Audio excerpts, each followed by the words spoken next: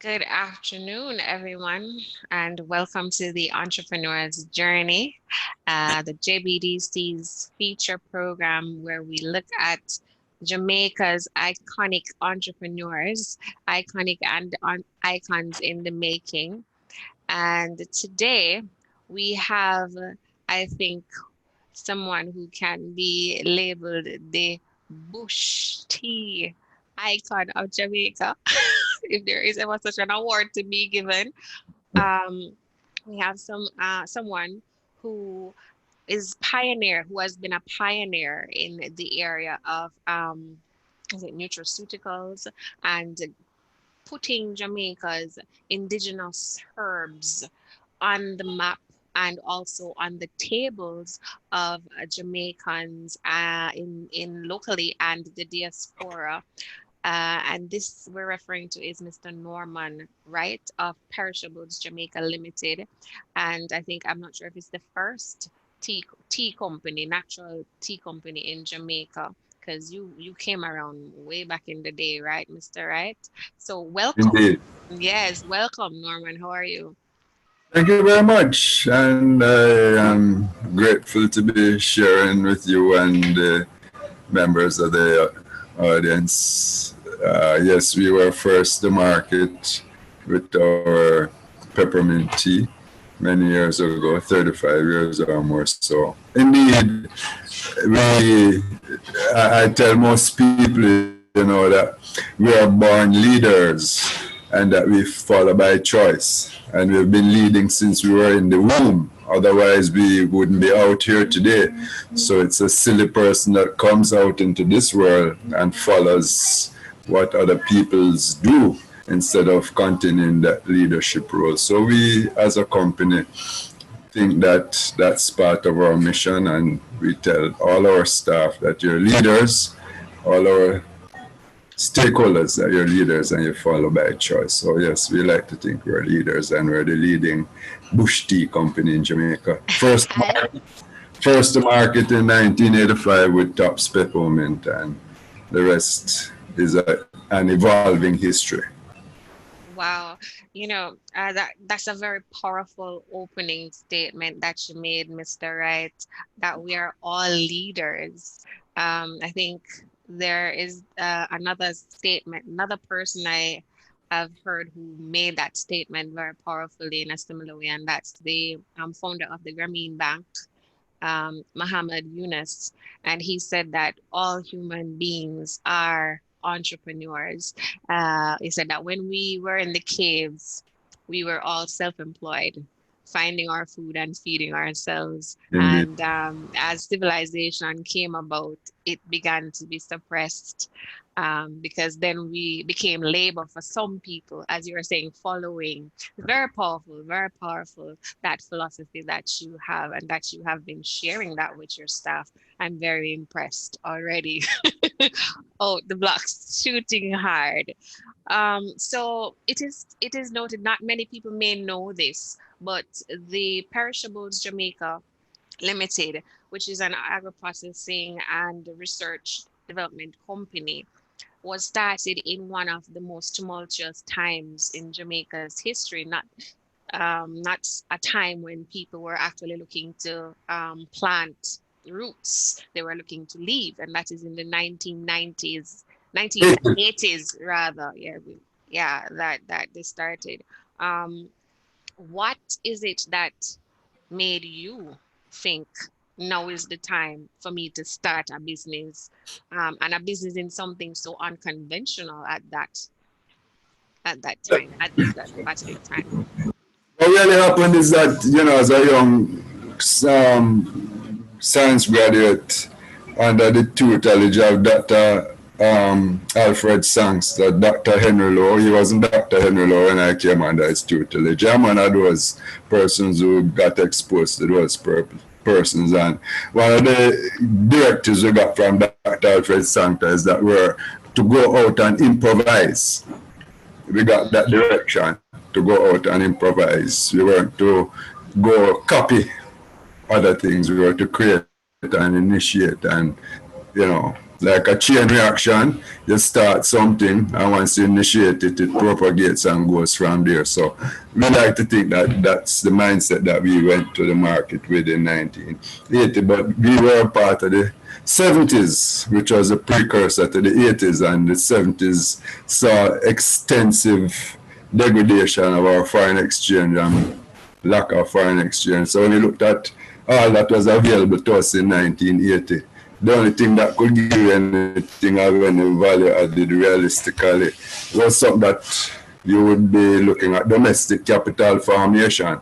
And the only thing that gives you domestic capital formation really is agro-processing and agro byproducts.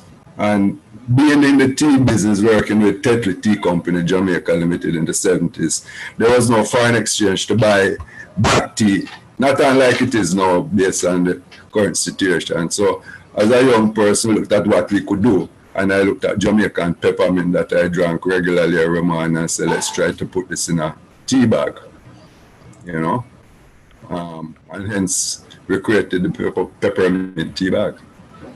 Okay, so you had some experience working with a tea company before this. So you had experience and you had your training. And so it just was also on the encouragement of your, I would call that a mentor because you're still living by the philosophy that was seeded from him, to go out and create, to lead and not to follow. That's the basis for your start. Okay, Indeed, indeed. okay. Wonderful. And can you tell us though, because that's something that even though at that time I think it would have been very new and unconventional to be telling students. I mean, UTech is well, it wasn't UTech then, it was what CAS. Yes. Yeah, it was CAS. Is always known for having a practical orientation. But even now, we're still having to have that conversation with our graduates. Don't go looking for a job, but see how it is that you can go and create jobs, make your own opportunities.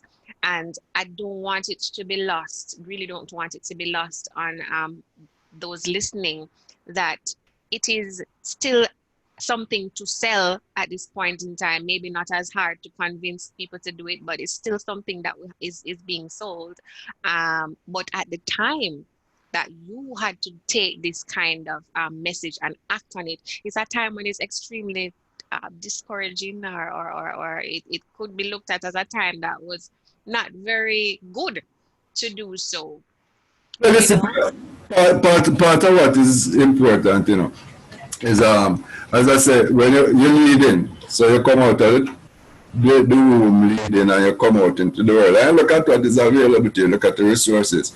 And if you don't know where you're going to get lost. So you must have a mission and a vision and a journey where you want to go, where you want to do. You want to go work at SO refinery like I did and stay there for 40 years and get a pension, or do you want to go work, so you look around and you see the possibilities and impossibilities. And part of my growing up was I saw agriculture and was been involved in agriculture and farming and what have you. All of my life I've been exposed to it and been into cows and grapes and all of these things. So I saw what was not even a low hanging fruit but bush on the ground. It's not even hanging, it's bush on the ground that we working with out of the ground. So we go even lower the hanging fruits and go to the herbs on the ground. We ground it. And these are replenishable things that can be sustainably reaped and you can export. So we are net earners of foreign exchange because 98% of the raw materials we use are local raw materials. We are part of the social fabric, building the social fabric and creating employment for persons who can send their children to school, who become lawyers, doctors, pilots, and what have you. Some of them go back into the field and are still doing that even though they're doing other things. So are you telling me that you have a family of history or background of being in agriculture? Your family was involved? Yeah, man. My daddy used to work with the Ministry of Agriculture and with the as a produce inspector for Ministry of Industry when things are going out. My grandfather was a farmer. I grew up on a farm, and my my essay that I wrote that for common entrance was my ambition. I couldn't spell. My ambition was to be a farmer. I haven't achieved it as a farmer yet, but I still do a little bit of pottering around. Okay, that's interesting. Because we have people, and let me not say people, over the years, agriculture amongst young people has not been seen as something attractive and something that they venture towards. It's something that they feel like they need to step out of or grow out of and move away from. And at that time, you would have had the exposure to it to see it as not just something that is sustainable for livelihood, but you are speaking from a place of seeing the potential for its contribution to national development and contribution to the growth of community and economy. Did you see it at that point in time? And how is it that you had the eye to notice that? Is it education, or was it the conversations that were had at the dinner table or down in on the ground? You bored me with that one there now. I, I, I reckon, the fact is that growing up and seeing the impact of, my dad used to buy yam dashing and things, we export yam things that you don't see anymore. And when you plant, like I planted mangoes in St. Thomas in 1970s, 50 cents for a julep plant and $1 for an East Indian plant in 1976. Those trees are still out in St. Thomas, having gone through Gilbert and Ivan and Sandy and the rest of them. And one East Indian mango, conservatively, you can sell for $100, right? Yes. And it's $1 that was planted in 1976, yielding $100 times how many mangoes on the tree. So if you plant those crops long term, because the Jamaican dollar will always be going down, So the only thing that can hold value of is your herbs, your ginger, your breadfruit, your pear. Those things will always hold value, long term crops. They'll always hold value, and they produce more each year. You prune it. So that's where young people need to think long term in terms of if you can get them to wrap them head around that. To say, well, then you plant these crops and they'll be bearing 20, 30, 40 years. It's a pension if you have the land. Yeah, so it's is like the most rewarding investment. It's the best kind of investment, investing in the land. You can't go wrong. I mean, the only thing, you don't worry about the man who's going to teach you because I'm going to take some of the thing, I'm not going to chop down the tree. The father provide for the birds and the bees. And I look at a tree of avocado crop many years ago. I see about 500 avocados on my tree. I say, yes, I have a nice crop. And next week it was all gone, hurricane blew it away. But the tree's still there and I got stuff for next year. Well, you're not a farmer, so I can't get into that conversation. But I know that's for when we'll have another interview about that journey when you go into the farming side. Yeah. So right now, your business, how integrated is your business model? Is it that you have separate producers giving you the raw material, or you're not involved in that? Okay. We have a farm that produces some of our raw materials, but primarily we're working with about 230 farmers, suppliers now. We were at 800 at one time.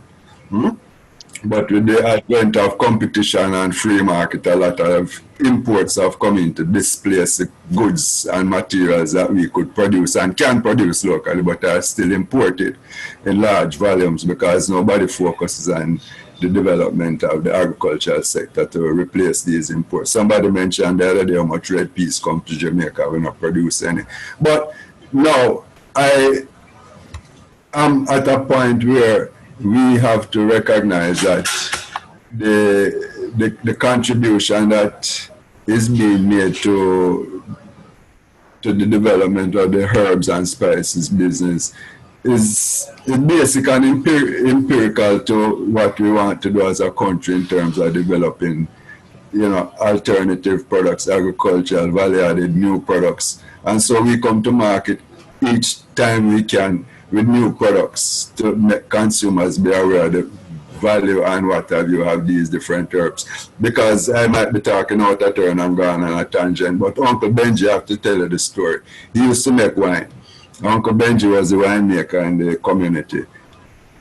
You would go get Kerry, would go get the saucy pearl, Mr. Sylvia get the strongback, and Uncle Benji's boiling and cooking all the weddings, all the funerals, he provides the wine. Uncle Benji died. I know the rest. Everything they did him. So my mission is to try and bring as many herbs to market without any patents that make them unachievable and can be afforded, to try and get as many herbs as we have indigenous here that are unique to Jamaica. If we can save them before get rid of them and bring them to market so people can know the value of these products. So really that is what we're trying to do as a company, as a business, to just introduce new indigenous herbs that people can know the value of them. And we have about 15, 20 products in dub plate white boxes that we want to bring to market.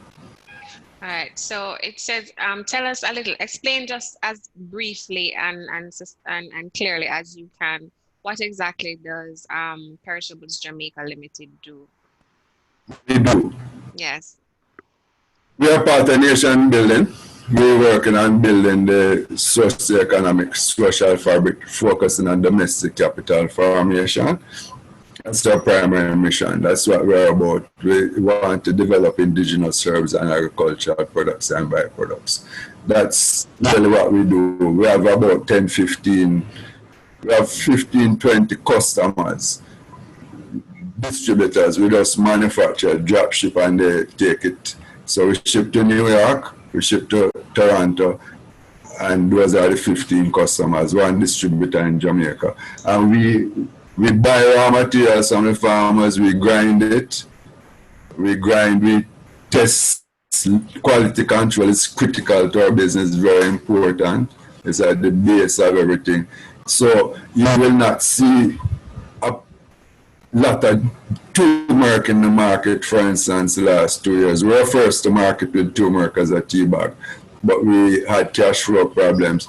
But we are not going to sell our product. So if we are selling snapper or jackfish, we're selling Jamaican peppermint, we're not going to import peppermint to put it in to say we're selling peppermint, Tops Peppermint, because we want to make money.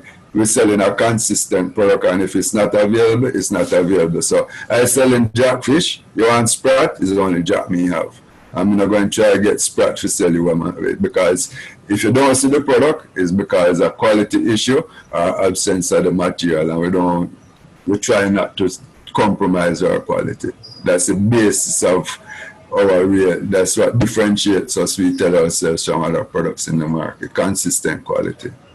It's interesting that you say that, Mr. Wright, because I didn't even know or even think about that your differentiation, let's say, your value proposition is that you ensure that you are using indigenous herbs. It's not just ginger, but it has to be local Jamaican, out of Jamaican soil ginger.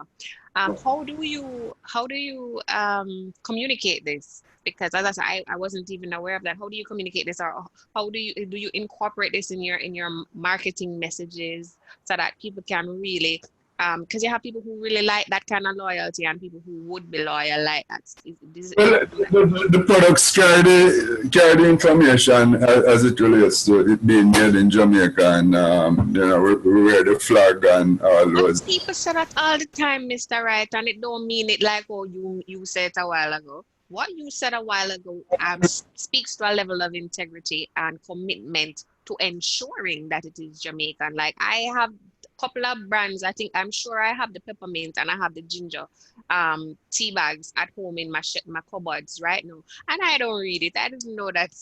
I didn't know. Yeah, I and didn't know.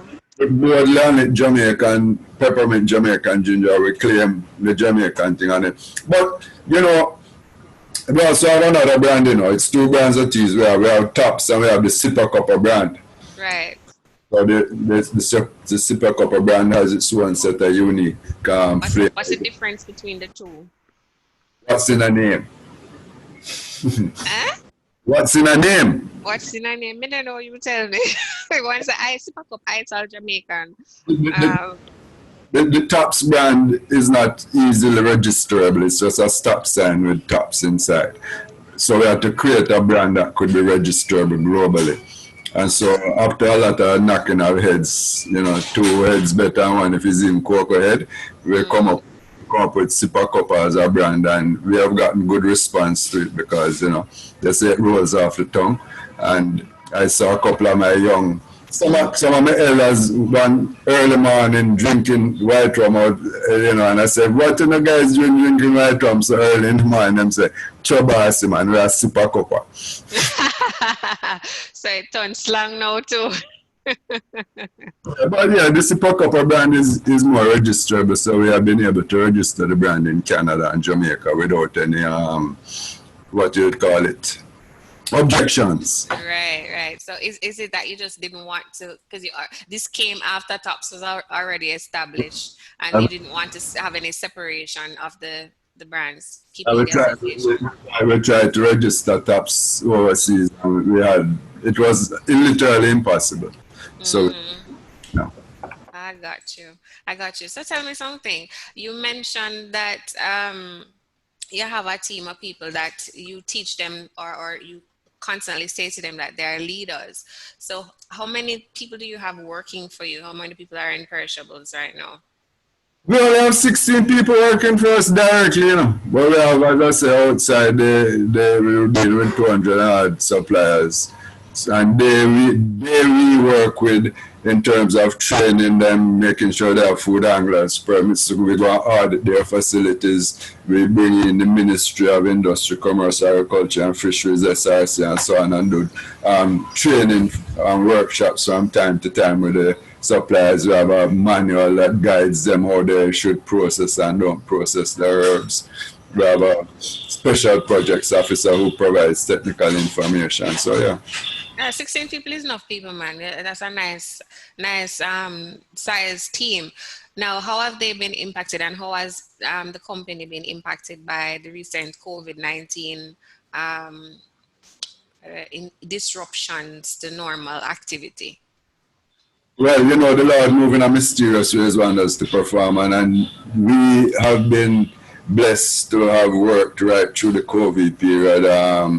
The fact is that I think that the worst we went to was 3 days work for most people, but we were right through. The demand has been exceptionally high for our products.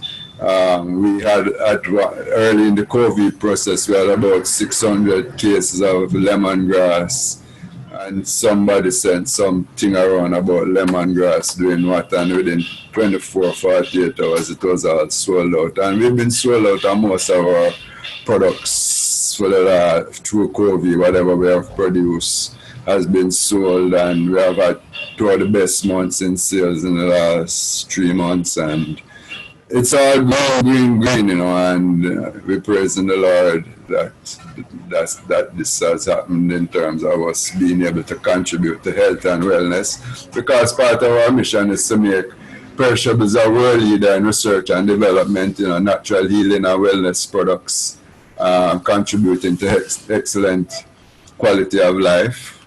So we're working at that. Okay, so is it fair to say then that COVID actually probably has increased demand for your products because of the nature of it? Yes, the products that we have are products that support the immune system, generally speaking. Rosemary, turmeric, ginger, lemongrass, all of these are immune boosters, moringa, guinea hen weed. These are the herbs that we're dealing with, and the demand is there for them, and we pack on the other brands, not only the Tops brand, we co-pack for other brands like West Indian Select, Jamaica Caribbean Exotic Gourmet, and so on and so forth. So we are sending out products under other brands as well into the marketplace, significant amount as well, not only under the Tops and Super Cup brands. All right. So you say it's only 16 people you have working for you, and you would say it as if it's not a big deal, but you're mentioning that you are producing for others, as in you're packaging and producing for other brands that are other companies, other businesses. So you're supporting the operations of other businesses as well as your own brand. You started out, and I don't imagine that you would have seen at the start yourself or the business doing all of what it is doing now. Can you give us a quick overview of what that progress, that transition has been like? So you started out at what size, for argument's sake, and then when was it that things shifted? When was it that you got to the point where you have now this facility where you are able to do this, and was it planned for?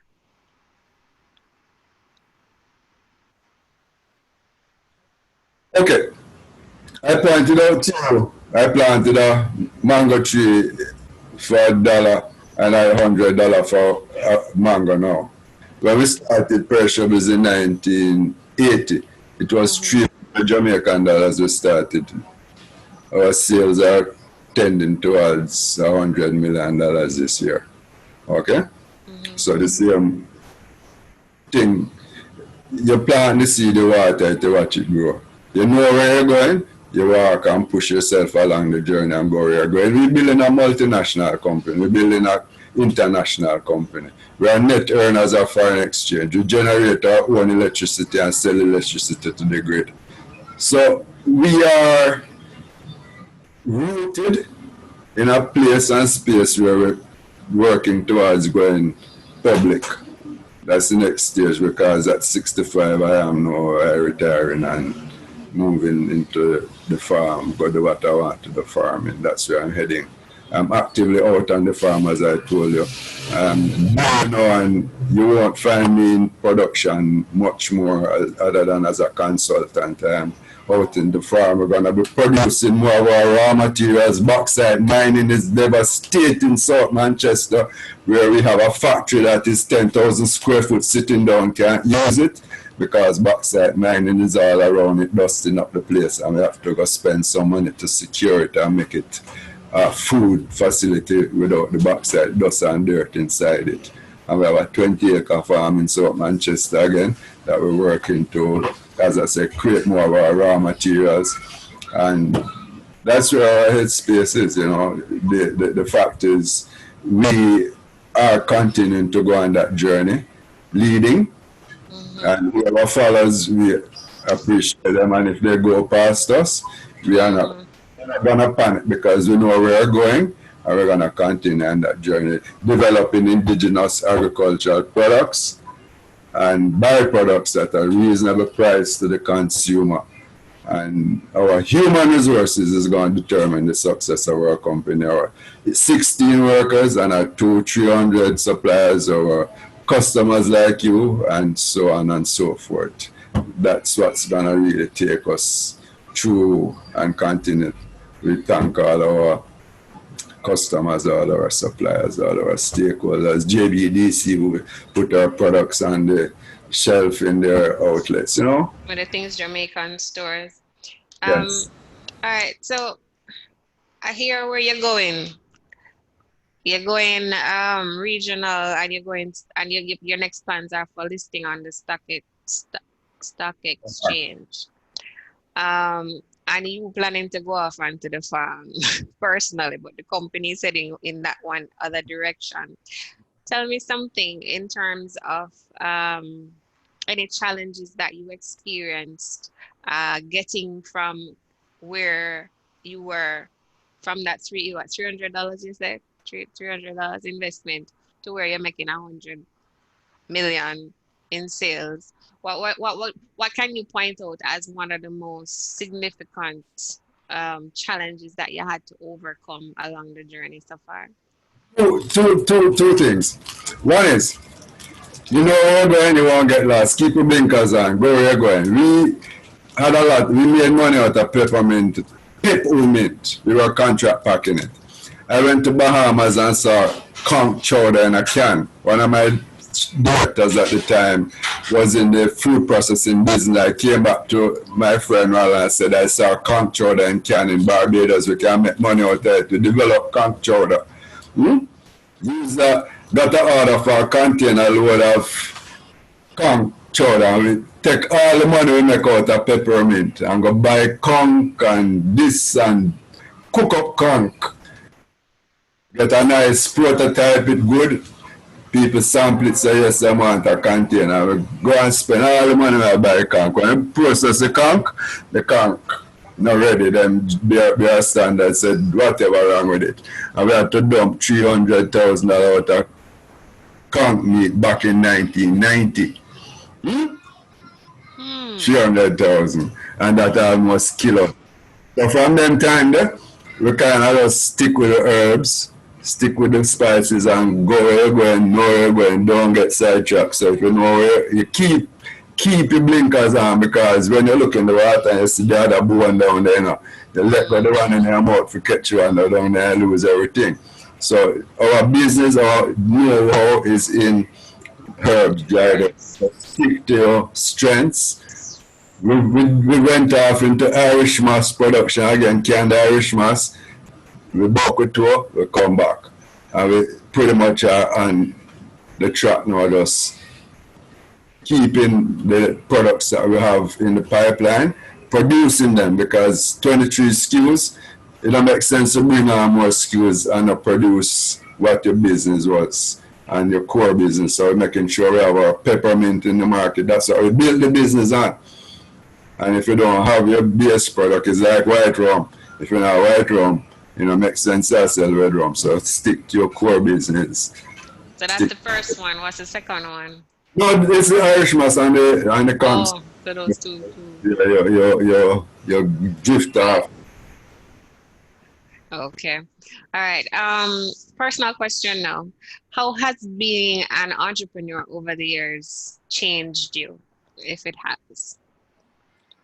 Well, you know, I ran this business as a hobby for years. You know, it was my hobby business because I spent time at the refinery and moved from the refinery to work in the cosmetics and tea business. So I know hair care, lipstick, nail polish, all of that. Skin toning cream, shoe polish, personal care products. I know that side of the business which we're going to diversify the company into eventually, because that part of it don't need so much food. Food is dangerous to deal with, you know. Because if you don't have money, you're not supposed to be in the food business, and it's going to get progressively worse to stay in the food business. Why you say that? The cost of quality. The cost of quality. A shampoo and a relax, a shampoo and a deodorant, you don't need it's not going in. Anything that's going in, E. coli, salmonella, shigella, residual, pesticide residues, iron, lead, all of those things, food going in. So, and it's going to get progressively more expensive to stay in the food business. So we're actively looking at diversifying and getting into other value-added products like I say, cosmetic, toiletries, that side of the business. So we can balance out what we have. And there's a high demand for both of them. Okay, that's interesting. So that was not a direct answer to the question, because I was asking how you, not the business, how you have changed in the event that your journey as an entrepreneur has changed you any. No, because like I said, when it was a hobby and whatever I do is what I love to do. And I got tired of working for people, I decided to come in here full time. And I'm not necessarily making a whole heap of money out of it. I lose money, but I'm happy. And the fact is, you know, one or two bad years in a business life cycle is just a part of the journey. So we don't make those things phase us, as I say. You continue on the journey. I have a lot of goodwill. I don't have a lot of money, none at all, if truth be told, but I can get things done by making a phone call and somebody will give me some money for do something or something, you know. So you get things on credit, and have a man who set up in business many years ago. Anytime want anything for print, him just send the order, I'm gonna print it, you know. So I haven't changed really. I am honest. I I and the company have been through all of the major catastrophes in Jamaica, including COVID, and we're still at the wicket, occupying the crease, not making no big runs, but we're there. You know, we go through crawling peg devaluations, FinSac, you name all of the things since 1980. And we have not defaulted on any of our loans because, as I tell a lot of people, I and the company, we might owe you, but you don't have to go to court to get your money because we're going to pay you. And there are people who will testify to us. And so it's our goodwill. That's not an item on the balance sheet anymore in business because everybody get rid of the goodwill over the years. But that's what we live on, and that's what I live on. So I give what I can, and I get what I can in return. Okay. So what kind of entrepreneur would you say you are? How would you describe yourself as an entrepreneur? Wow. Probably somebody better tell me that. I don't know. I just stick to what I have to do. You know, and you know, this are the same day drop leaf in water drop. You know, I'm gonna show you a little thing. One time I went to a friend of mine house, and I saw a piece of lignum vitae thrown down. So I said it's a nice thing, and I asked a salmon to cut up the lignum vitae for me. And some of my staff saw me cutting it up and said, it's all right, ugly, you know, not to do it in time. But this is what I use it to produce. Oh, wow. Right? That's what Nice. I use the pieces of them to produce. And when that same staff member who resigned came back to my office a couple of weeks ago and said, "Oh, Mr. Wright, that looks good. Can I get one?" I said, "Not this time." At this time. You see, you have to know what you're doing. You have to think about things. People see you doing things and them say, "I don't have any sense." But you don't worry about that. You know what you're about. You know where you're going. And you get along with the business. And it's not the same day you drop leaf, you know what I run. So you have to be patient. I'm a patient, very patient entrepreneur.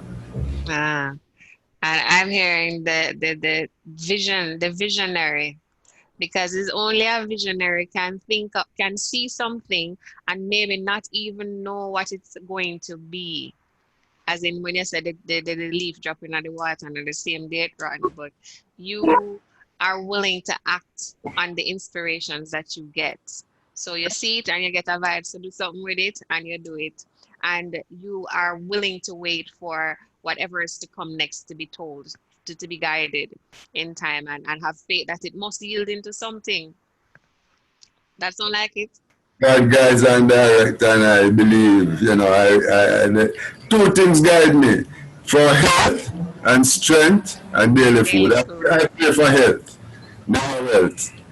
And the 23rd Psalm, here do I walk through the valley of the shadow of death. I feel So, Jesus.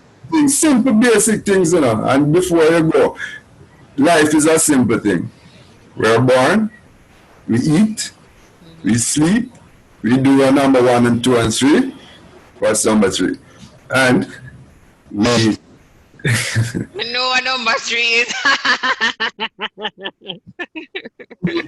continue the journey and we fade away. We come with nothing, we need nothing. So whatever you have and I have, I share and care, which I don't want to be like Uncle Benji. I don't want to be Uncle Benji. I want to make sure that whatever it is, knowledge and information, I share it. So all of my staff, anything you know, me give them it. Anything. So if me walk out here now, me know the business can run. Me sick and have heart attack and I cannot have the business run, and people call me and say, "How your business are run now, man? You're not here." And me come here and it look like a day here because the people. 20 years. How you get that? Cause a whole heap of people in a business long time and can't get that recipe, you know. Come on, 20 years, man, I work in the 15 years. Me used to drive the truck, me teach a man for drive, me teach the other man for drive. Me know machine, anything when me know, me give them it. Me not hide not from them. Anything they have, then give me. So we have a mantra inside here now. There's no problem that can pop up in the business where all we can solve. Anything. Wow.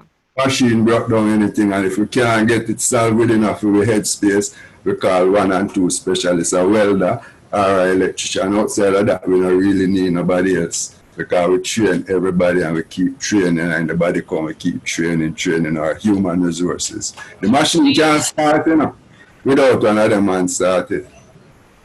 do you formalize this, or Well, is this? we have manuals. We have manuals. I just took on a young man. He spent 3 days reading the manuals in the business what to come before I'm going on the line.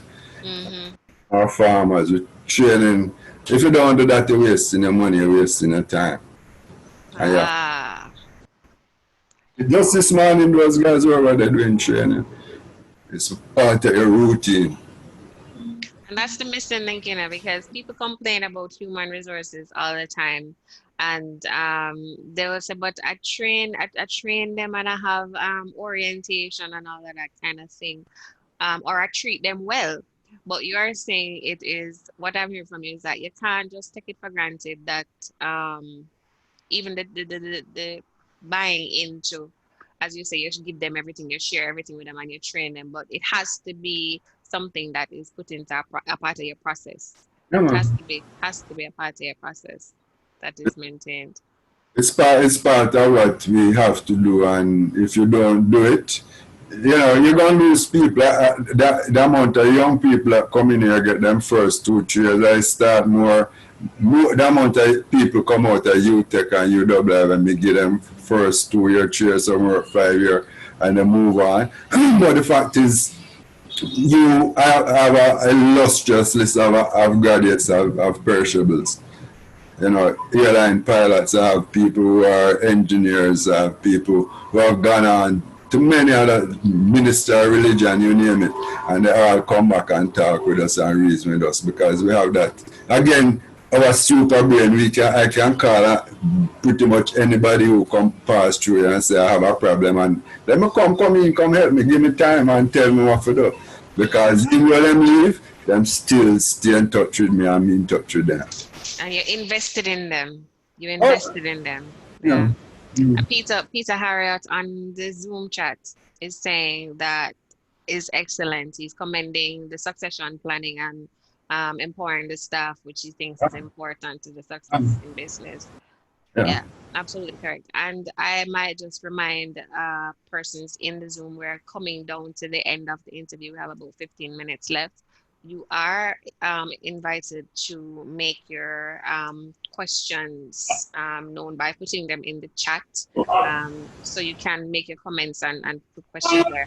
Are we going live on Instagram this week as well, Stancia? I think so too. So if you're there and you're watching, you're also free to put in your comments or your questions, and we'll have them addressed by Mr. Wright during or closer to the end of the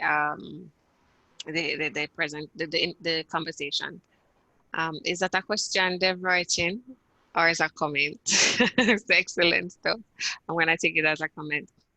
All right, got you.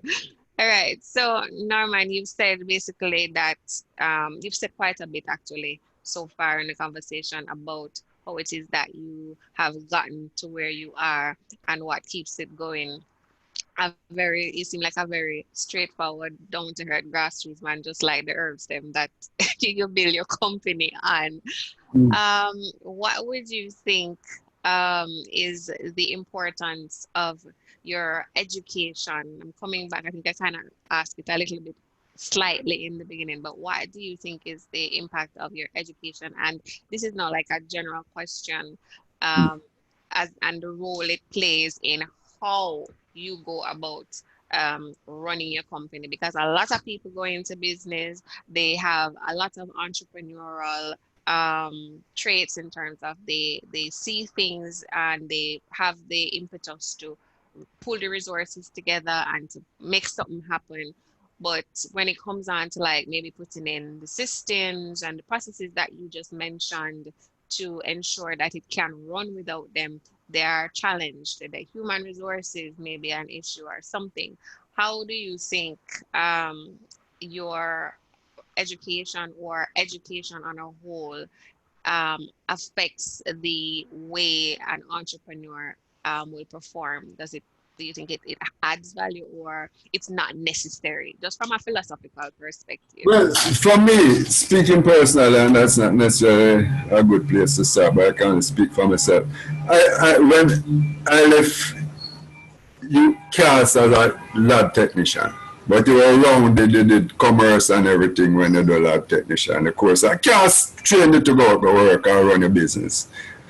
So I went into the refinery. I learned that refinery is 2 years, nothing else to learn in it, go to cosmetics. But then I realized that I'm a lab technician and if I want to go, I have to find something else to do. So I keep retraining and retooling. Anything when I know, I go to school. So I left St. Thomas, come a town for learn accounts, but I can't make it into UWI for go do my accounts course. So I have to drop that because I work and study from there now. So I go do my industrial management because I want to go up move from lab into production. So I'm going to do industrial management certificate. I'm going to do the diploma. I'm going to do marketing because I know marketing. I'm going to do my diploma in marketing. So anything I know, wherever I'm weak, I go strengthen myself so that when me go to tell a man to push, oh, sorry, man, I have to be careful when I talk. Durban locked me off the other day. So before I tell somebody to go shove it, I learn to shove it so that when I tell them to shove it, I know what's involved and I Mm, can speak to it. And at the same time, I am humble enough to know I know nothing, absolutely nothing, and I can get advice from all and sundry, and I accept it from all and sundry. I So, really appreciate that as a point. You're not finished. Go ahead. so I ended up doing my master's in complementary and alternative medicine about 6 years ago to finish up my authentication of the herbs and spices business that I'm in.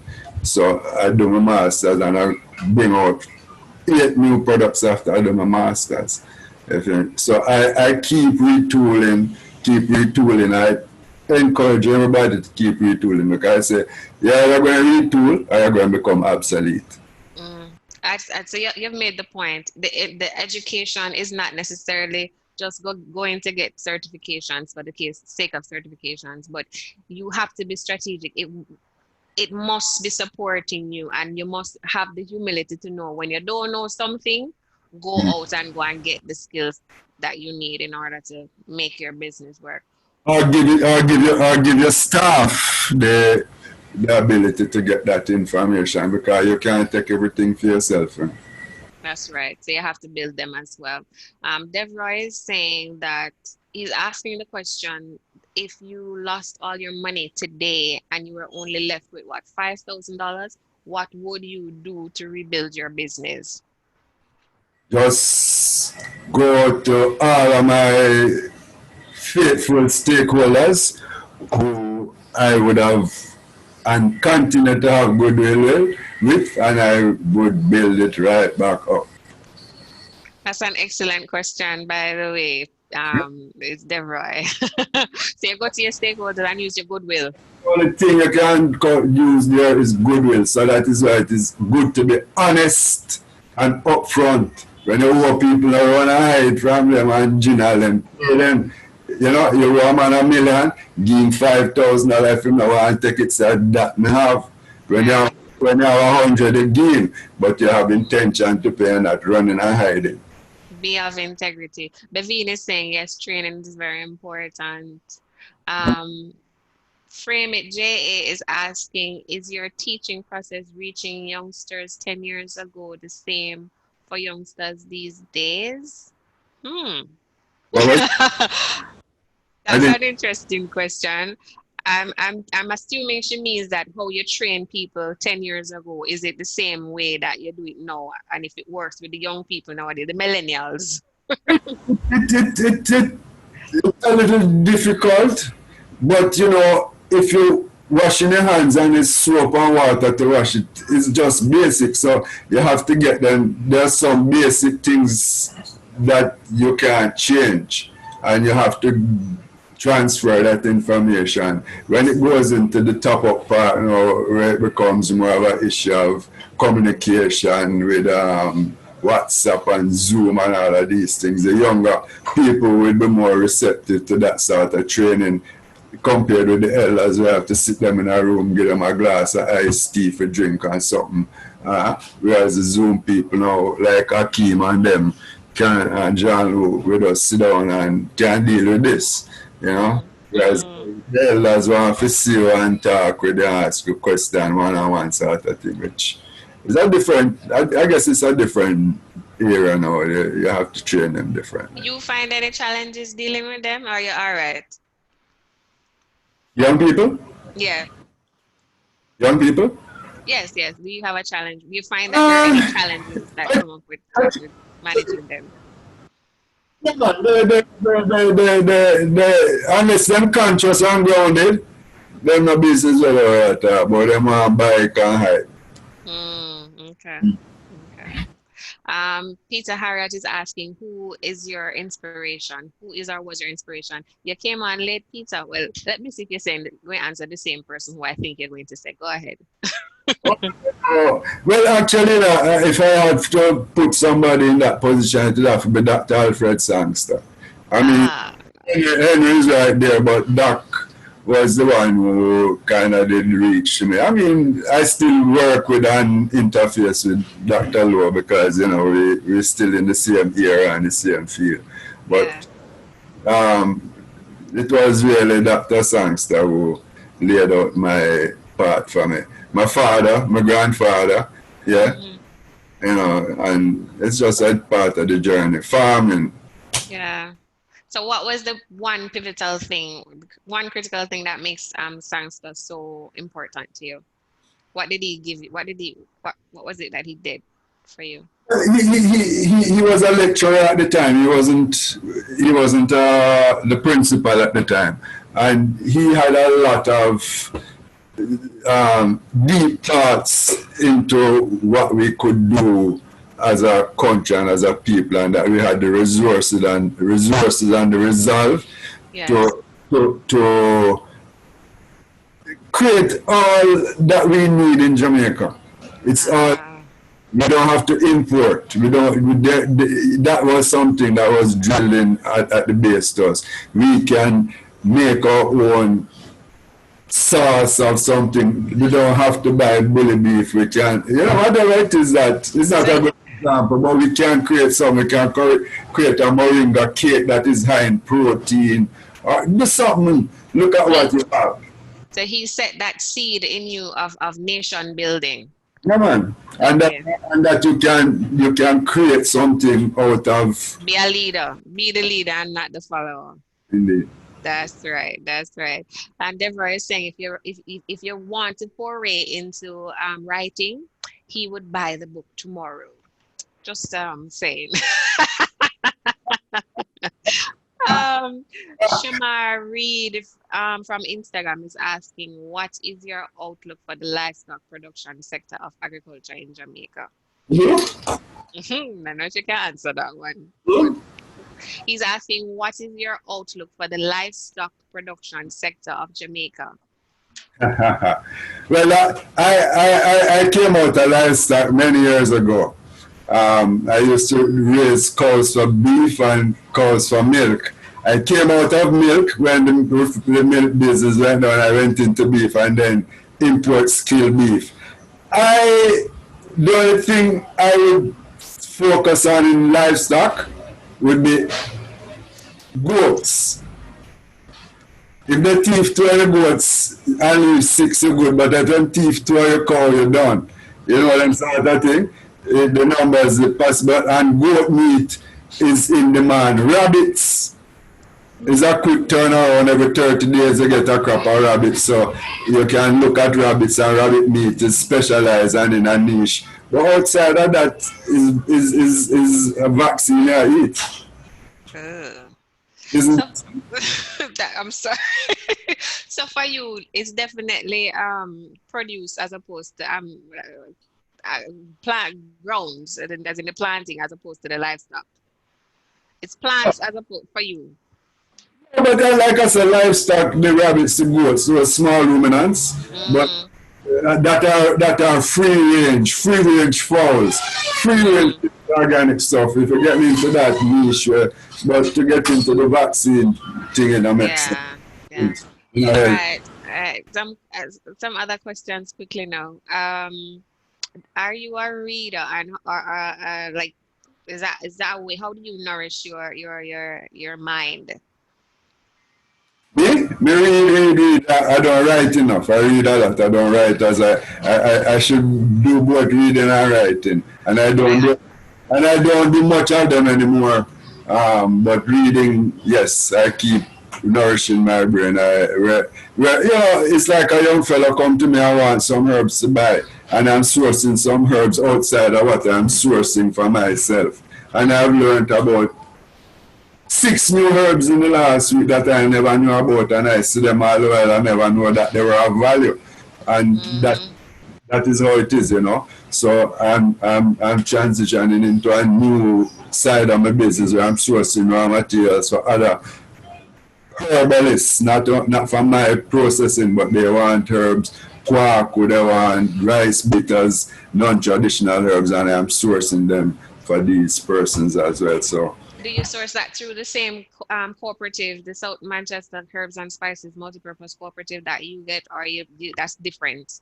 that's a different cap now. I'm the assistant treasurer for that group, and that's an independent organization of Perishables. But we are in the process of sourcing herbs from them in terms of peppermint and lemongrass, and we're doing a rewrite of that business plan now with JSIF to get some Mm, funding to increase the capacity of the South Manchester Cooperative.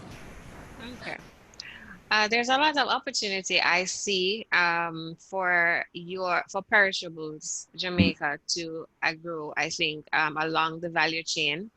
I don't want to get into it because I don't want us to talk about it too deeply because I know that could be part of your strategy. But I am saying that because I thought to say that I see the journey for Perishables Jamaica continuing potentially for a very long time.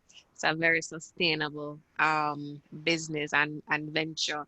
And I think you're very, very visionary and insightful for having gone there earlier. And I thank you for bringing the bush tea to our tables because I certainly appreciate it.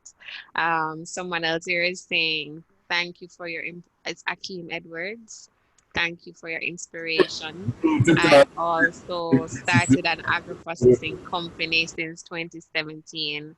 It's rocky right now, but that's due to supply issues. But I always say keep moving forward.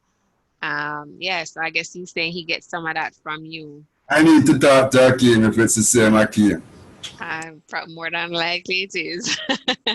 All right, I'm giving you the final word to say to our viewers, keeping in mind that our viewers are potential or current entrepreneurs at different stages along their entrepreneurial journey.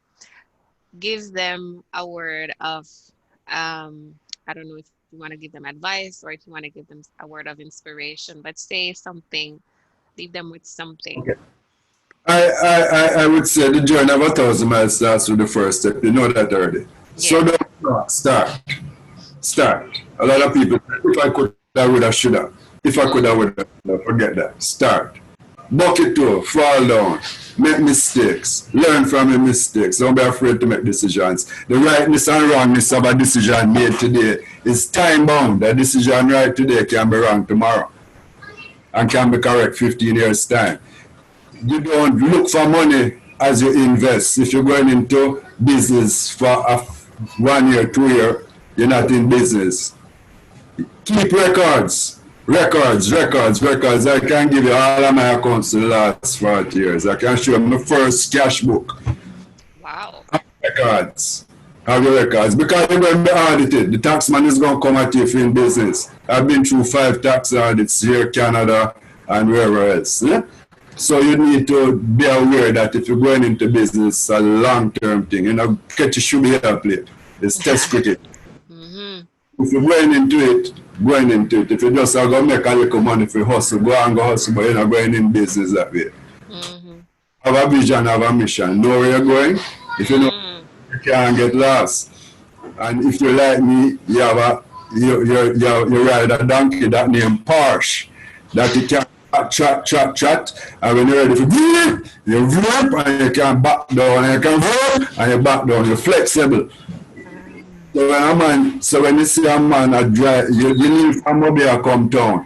About Mm-hmm. you go and you see a man fly past you, and you say, "What you man? Them gone left me," and you can't you all stop. Because I'm going left it. But you just go and chat where you go. Because when you reach a map and you see him stop a booze, when you reach out a 3 mile and see a cream and say, wait, I whole pass reach us up. But you that track go on, you know, watch nobody, that's why you're born, you know. If you know watch you just see them a Mary or Jane with a band, it would not be clear. Wow. Wow. Wow. Do your thing. Do your thing. It's just I love that. I love that. go do your business, mind my own business. Yeah. If you You're don't do that, you're going to carry go where you want and you're lost. yeah. Thank you so much And for when them that. laugh after you just hug it up. That's it. I pay that no man.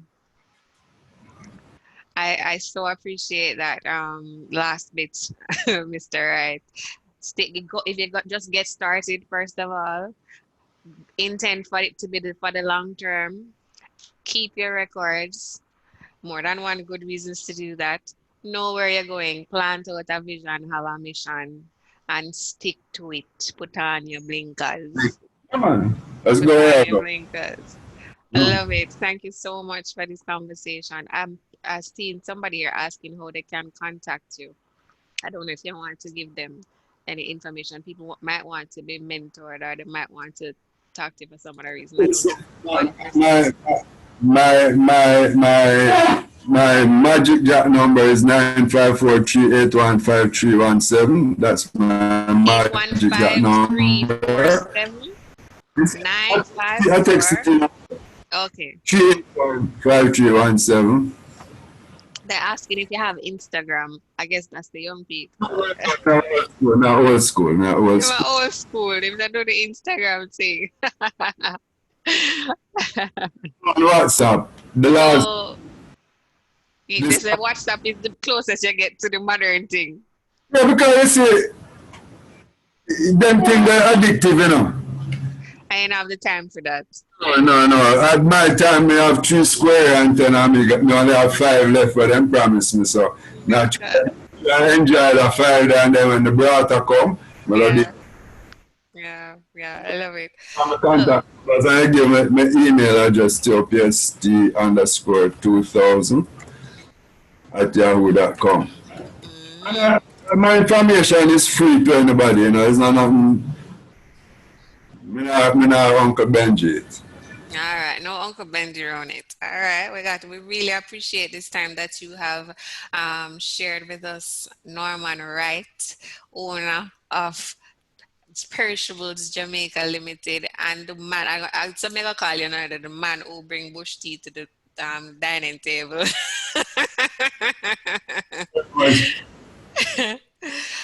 Thank you so much for all of the nice remedies, verbal remedies. You know, if you get just like the teas that you have are remedies for all kinds of things for wellness. You gave us a lot of verbal remedies today with the words that you shared and the stories that you shared. There's a lot to take. I'm gonna have to go back. This is one of the interviews I'm definitely gonna go back and rewatch myself to just take back some of those things because you said a lot of things. Really really enjoyed this conversation with you, Mr. Wright. And based on the feedback, I'm sure I'm seeing that the audience did too. So giving thanks for it. And just to remind all of you out there who may be seeing this live as we're going, or you may see it later, you always can go back to get access to the entrepreneur's journey on the Jamaica Business Development Corporation's social media pages. This is on Instagram,